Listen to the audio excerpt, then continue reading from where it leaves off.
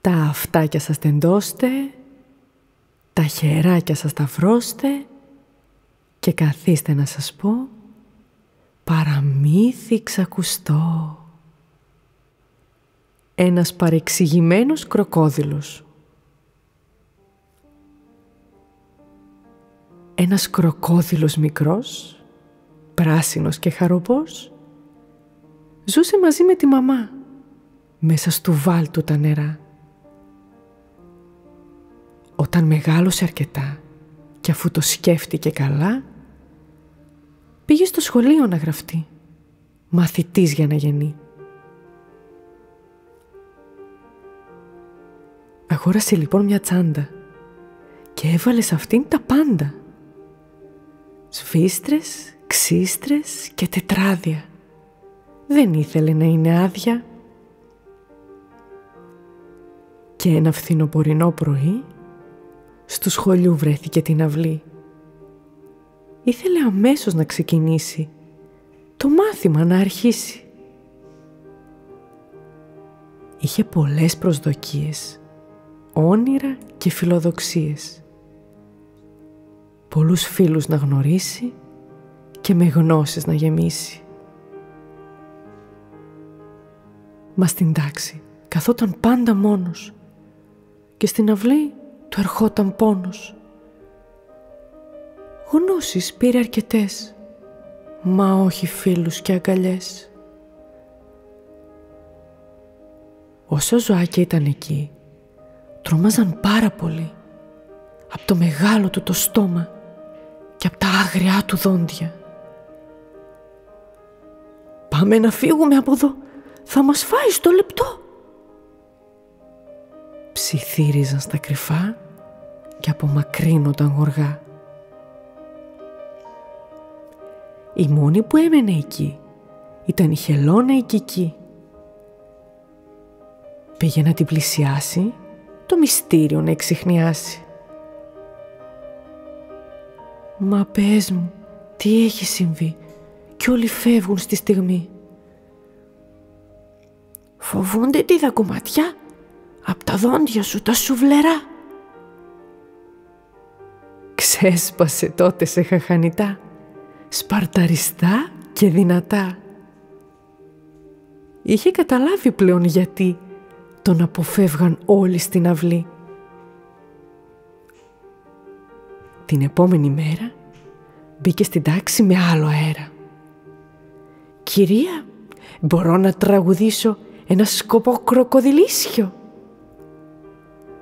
Η κυρία, το δίχως άλλο, τον έβαλε σε έδρανο μεγάλο και η φωνή του η μελωδική τους ταξίδεψε στη στιγμή.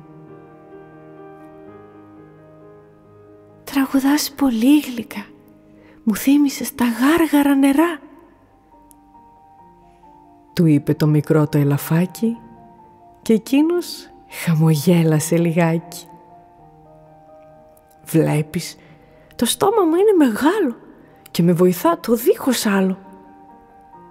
Πήρα βέβαια και λίγο από τη μαμά που ήταν σοπράνο πιο παλιά.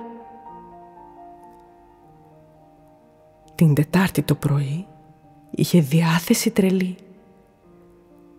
Άρχισε να σφυρίζει ρυθμικά και την ουρά του να στριφογυρνά.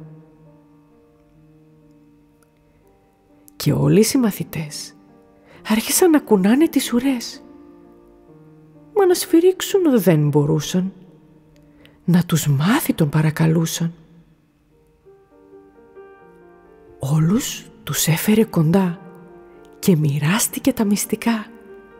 Πώς τη γλώσσα να γυρίζουν για να μπορούν πια κι αυτοί να σφυρίζουν.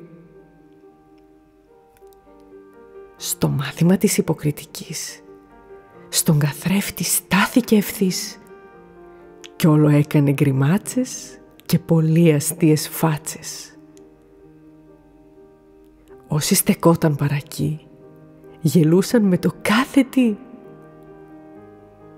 Μήπως λοιπόν σιγά σιγά ο φόβος τους έφευγε μακριά?